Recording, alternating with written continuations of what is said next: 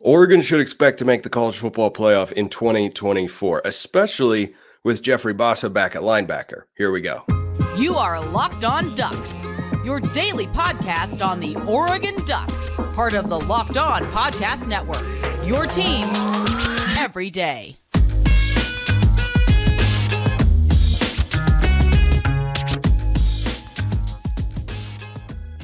Yes, it is that time once again for Locked On Ducks. I'm your host, Spencer McLaughlin. Thank you so much for making this your first listen or your first view of the day. Part of the Locked On Podcast Network, your team every day, and your number one source to stay up to date with the Ducks. If you have not already, please like, comment, subscribe, rate, review wherever you listen to or watch this show, which today is brought to you by Game Time. Download the Game Time app. Use code LOCKEDONCollege for $20 off. Your first, just locked on, actually, is the code. Just locked on for $20 off your first purchase. All righty. So, college football playoff or bust for Oregon in 2024. I feel that way right now. That could change come August 24th, is when Oregon's first scheduled game is against Hawaii. But right now, I definitely say that's a reasonable standard.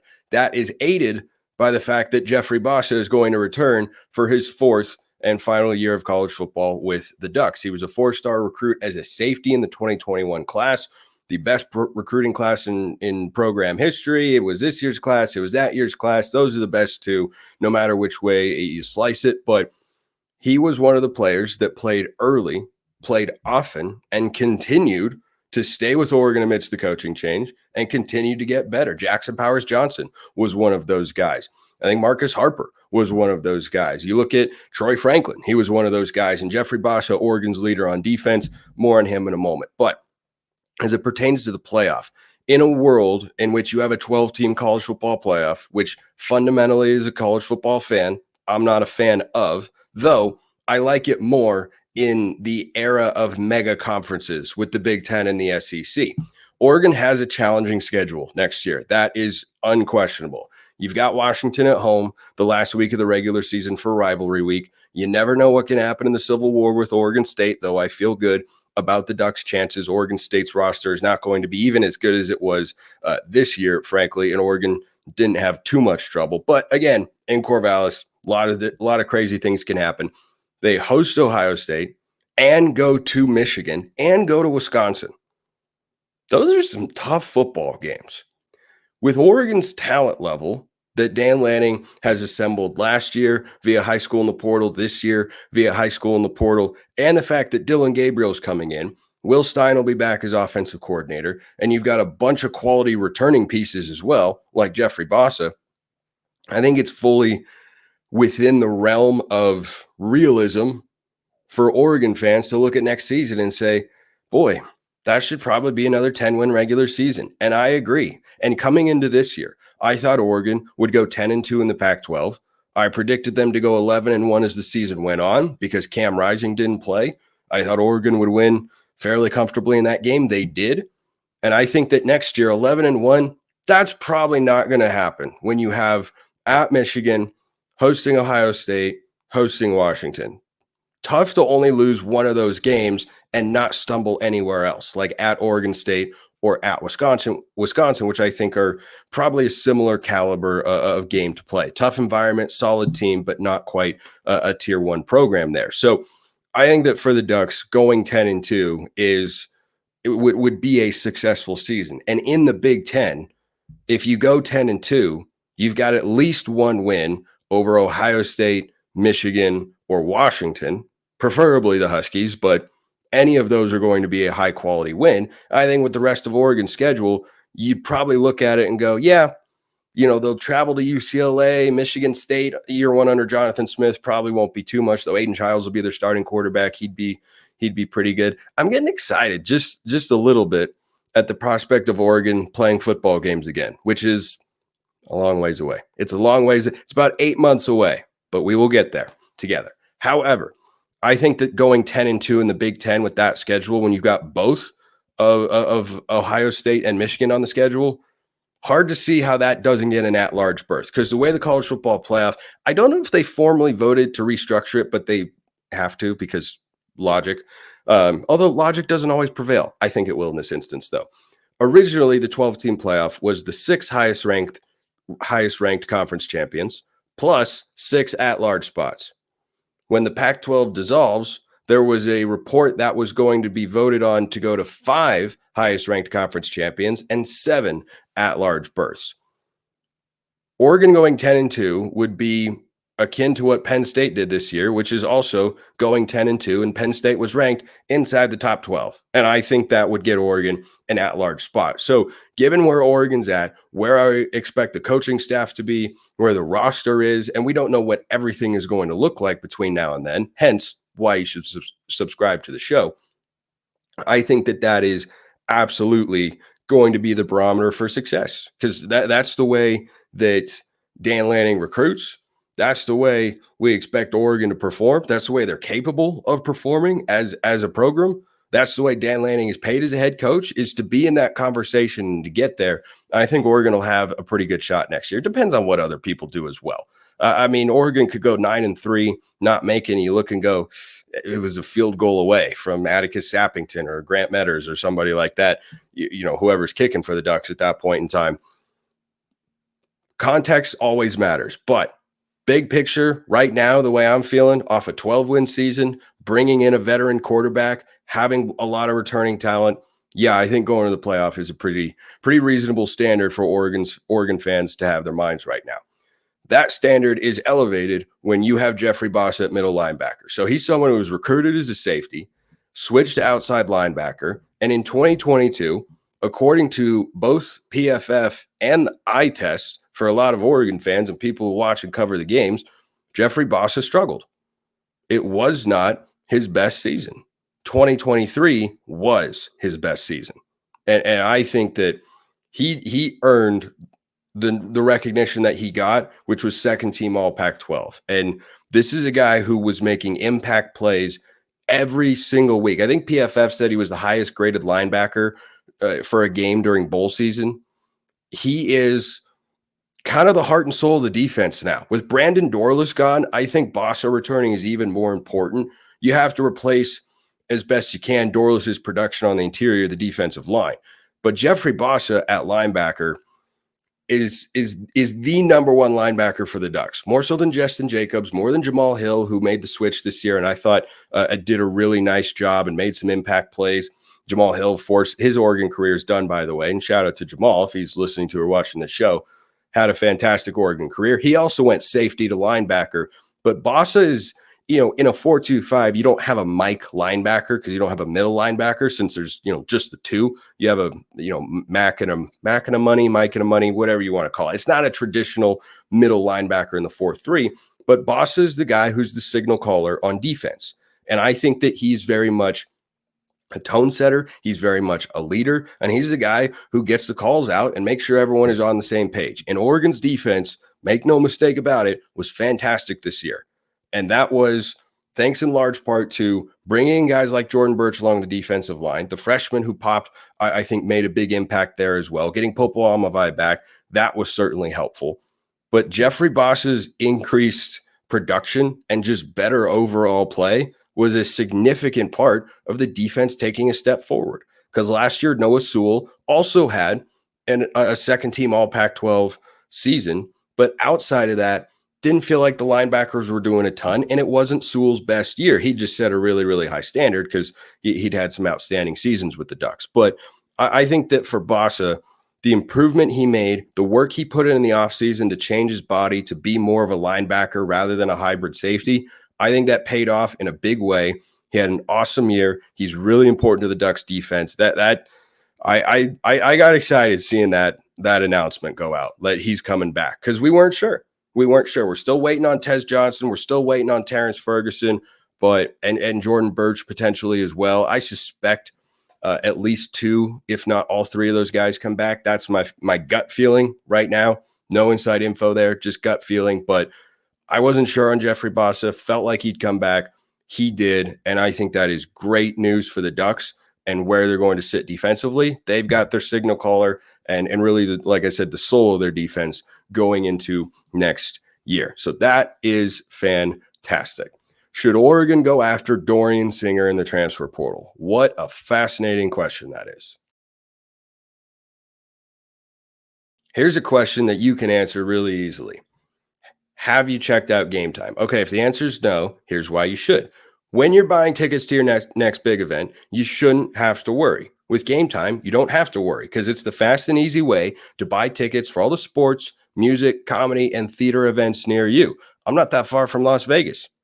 There's all sorts of events going on down there. If I decide I want to go, if a comedian I love is coming into town, Game Time has got access to everything I could want there. They've got killer last minute deals, all in prices, views from your seat, and their best price guarantee. Game Time takes the guesswork out of buying tickets. Game Time is the only ticketing app that gives you complete peace of mind with your purchase, and you can buy tickets in seconds with just 2 taps. Take the guesswork out of buying tickets with Game Time. Download the Game Time app, create an account, use code LOCKEDON for $20 off your first purchase. Terms apply. Again, create an account, redeem code LOCKEDON. I remember how to spell for $20 off. That's code Locked On. Download Game Time today. Last minute tickets, lowest price guaranteed.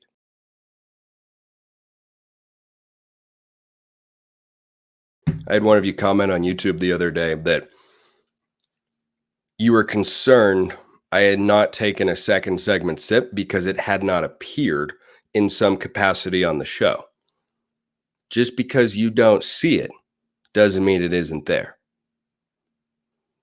I can think of about 50 different things that applies to. But let's get back into the real world, shall we? So, mailbag is always open. YouTube comments or Twitter at Smalls_55 or at Locked On Ducks. DMs and mentions wide open. Send me your questions about anything and everything, preferably Oregon related, of course.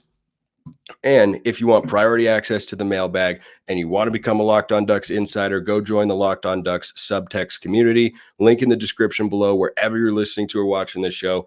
Free 14-day trial. See if you like it. If you do, it's just $5 a month. You get all sorts of inside access, my instant breaking reactions to all the news and everything and whatnot, but certainly not a requirement. This show remains free and available wherever you're consuming it right now. Subtext question came in about Dorian Singer. So Dorian Singer led the Pac-12 in receiving yards 2 years ago at Arizona. He was awesome. He transferred in the offseason to USC. Now, if you are an Oregon fan out there listening to or watching this show that does not care for USC, you may be amused by this particular story. Dorian Singer went to USC and was mostly irrelevant, and USC was also mostly irrelevant. USC's brand and cachet attracted a player like that who could have been a continued and valued piece of the rebuild at Arizona and the awesome season they had. He wanted to jump ship and go to USC. That's his prerogative. It didn't turn out to be a great move for him. That is a tremendously talented player. That dude is a bona fide stud. I don't know how he didn't find more touches in the Lincoln Riley passing offense with Caleb Williams back there, but he was an afterthought. It was Brendan Rice first, Taj Washington second. I think Michael Jackson was kind of their third guy, and Dorian Singer was like the fourth or fifth receiver on the team, which is crazy. It's really crazy because that guy is really, really good.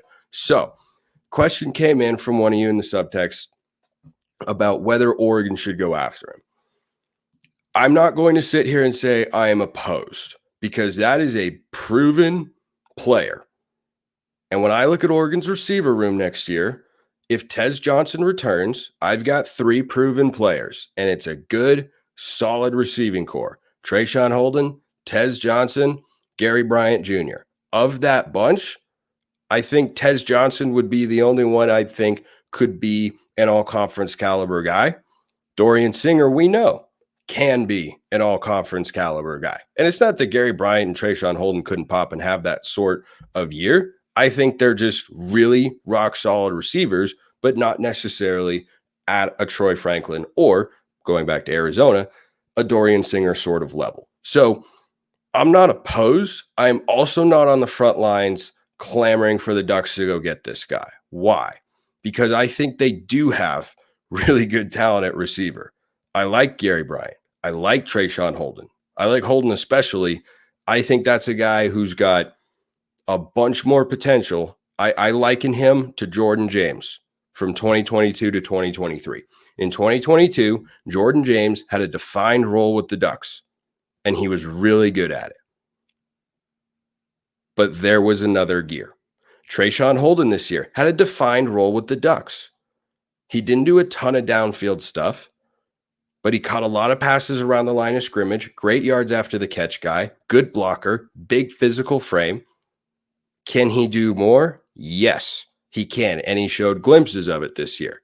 You look at the big touchdown of the Washington game, the way he played in the Fiesta Bowl against Liberty, the sorts of catches he makes, the routes he ran.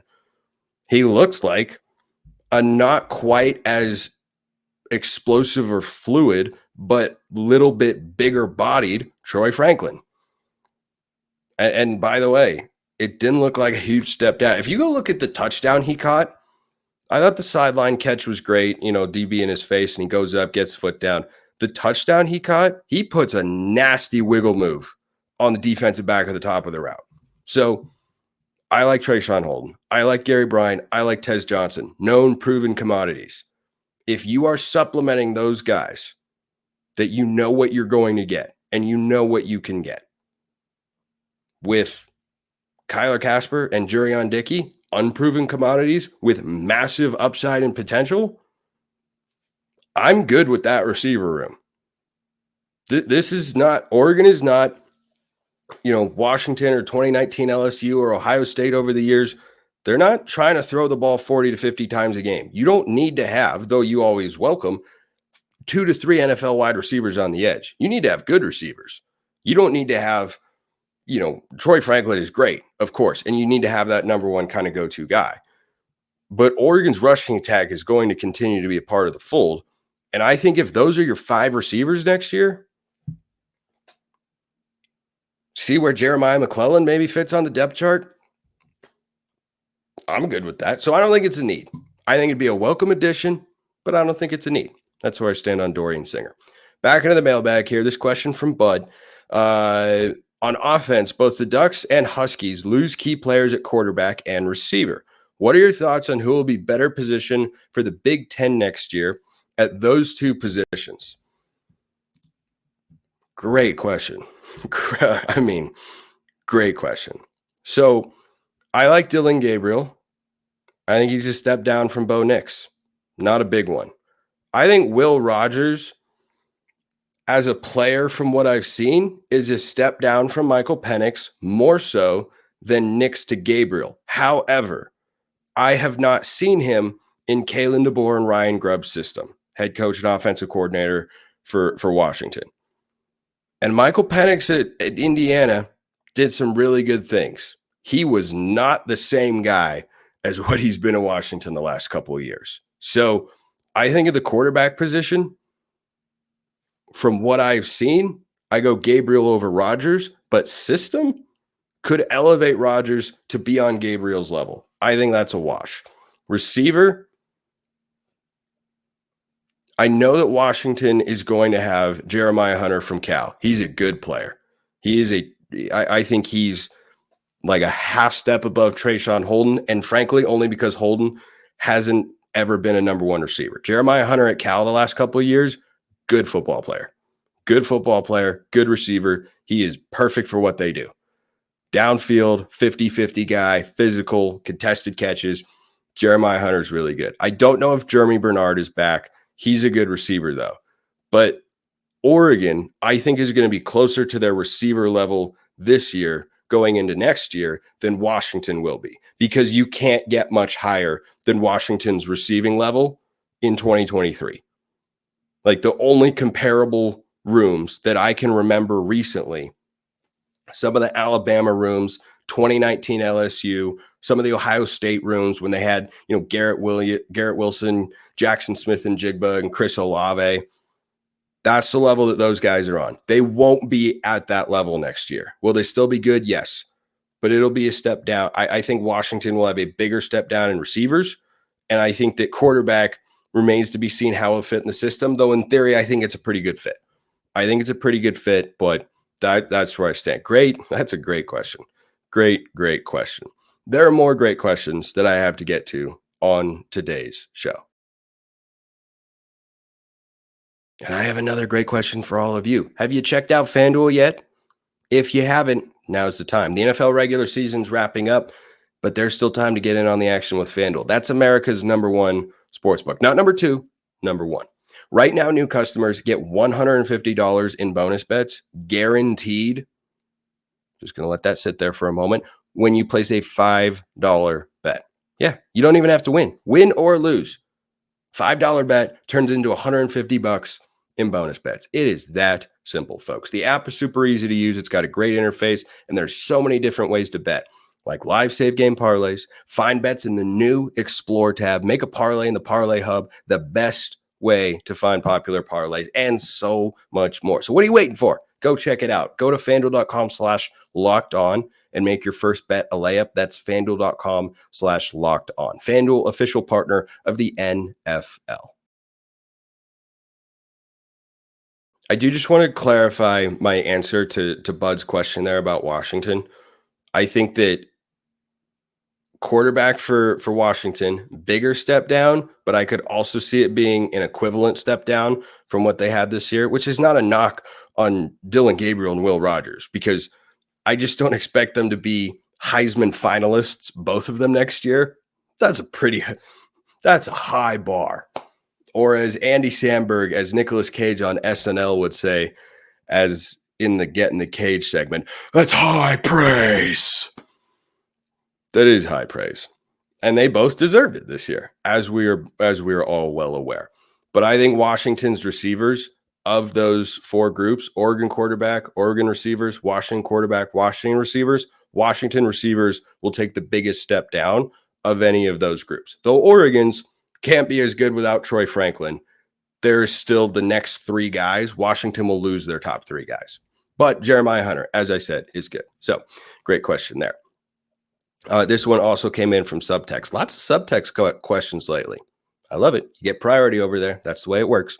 Hi, Spencer. Question from your great interview with Brian today about bowl opt-out comments. Do you think the number of opt-outs are a direct correlation to the overall health of the program, proper spelling, PROGRUM, very well done, my friend, and the quality of player-coach connections? This could be yet another measurement of the intangibles that Dan Lanning and co. bring to the table. Yeah, I think there's something to that. I think there's something to the players not opting out, like Brandon Dorlus or Jeffrey Basso, of course, coming back. It makes a lot of sense that he'd play in the game. Bo Nix, Bucky Irving as well. The fact that they wanted to have the opportunity to go out there, end on a win, and play with their guys one more time. You're never going to get 100% in today's world. I think we all understand that. But the fact that Bo Nix, Bucky Irving, and Brandon Dorlus, who are all going to get drafted in this year's NFL draft, the fact that they all decide to play in that game, yeah, that's a testament to culture. And there are a lot of reasons that I'm high on Dan Lanning and the staff and what they can do for the Ducks. But that is definitely something I looked at and said, wow, that's fantastic. And it also speaks to those guys' individual character of, we love Oregon. We want to go out on a win because we didn't end the way we wanted to back in December. And I think that for Bo, he put on the same game that he's put on for the last 2 years. I said many times about Bo Nix. And unfortunately, it wasn't true for about a quarter and a half in the Pac-12 championship game. But he's the same guy. He's the same. And that game against Liberty, he was the same guy. Standing back, just flick of the wrist, just dump it off here, chuck it downfield there, hit a middle crossing route there. Just that guy's just really, really good. And I think there was also something to the fact that Bo Nix loves college football, and he wanted to be sent off the right way, and he deserved it. And he wanted to send Oregon off the right way. And I thought it was all just so well executed from the staff. I really, really appreciated the way that they gave both Bo and Bucky the opportunity to have a play, come off the field, and get an ovation from the fans. Shout out to every single one of the thousands of Duck fans that went down to the Fiesta Bowl. Hope you enjoyed the time. It was certainly a fun game for Oregon fans to watch, to cruise to their 12th win of the year like that. But going down there, showing up, supporting the team, supporting the players, and given those guys a send-off that they so rightfully deserve, both of them, but Bo especially. It was awesome stuff. It was awesome stuff. And, the television crew, they'd cut to Bo's parents and, seeing the reaction on their faces as their son walked off the field to an ovation like that before he goes and plays in his pro career. Like that was awesome stuff. That was really, really awesome stuff. Great question though. Okay. Few of them here from Rex, who, if you did not know, I met in person at Disneyland. We rode the Jungle Cruise together just by happenstance. Appreciate you, Rex. So he says, so I don't mean to throw this at you all at once, but I'm going to anyway, LOL. By the way, when you guys send me mailbag questions, and girls out there, because that happens as well, don't ever be afraid to send all questions. I might not answer them all at once. Sometimes I do, like I'm about to, but if you send me a bunch of questions, I'm going to answer them all at some point in time, eventually. It's my favorite part of the show. How about Poncho's play today? What a fantastic point to raise, because I'm not going to bring it up. Snapping can be hard. That's all I will say. Doesn't look hard for Poncho. And Iapani Lalaulu, for those who don't know, is the guy we're talking about. True freshman that played all season long, meaningful moments. He was the backup center this season. He rotated in at guard regularly for guys like Stephen Jones, who was an all-conference guy, and Marcus Harper, who had a fantastic season. This is Oregon's starting center next year. Just check that box right off. You can check it off right here, right now. I can tell you confidently, 4 of Oregon's starting offensive linemen next year. That's a great thing to be able to say. I talked about Oregon and the playoff and whether or not that's a reasonable expectation. Yeah, the offensive line's a big part of that. You lose the Rimington Award winner in JPJ.